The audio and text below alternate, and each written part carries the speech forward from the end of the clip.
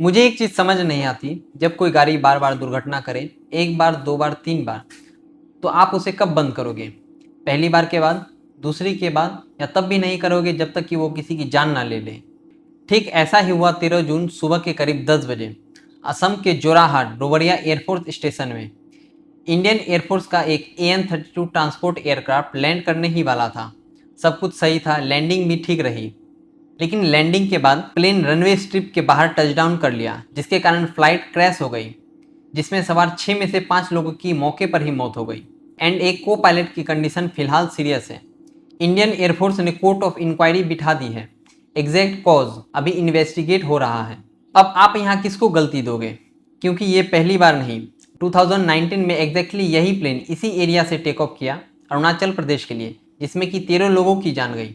2016 में भी यही प्लेन चेन्नई के तमरम एयरबेस से पोर्ट ब्लेयर के लिए निकला, जिसमें 29 लोग सवार थे। टेक ऑफ के ठीक 16 मिनट बाद प्लेन रडार से गायब हो गया, जिसका मलबा 2024 में मिला।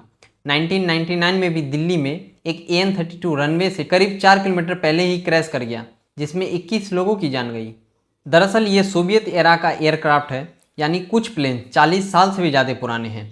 इंडियन एयरफोर्स के पास आज भी करीब 100 से ज़्यादा AN-32 एक्टिव हैं। इतने साल, इतने एक्सीडेंट्स, इतनी मौतें, फिर भी ये अभी तक यूज़ क्यों की जा रही है और इन्हें रिप्लेस क्यों नहीं किया जाता है?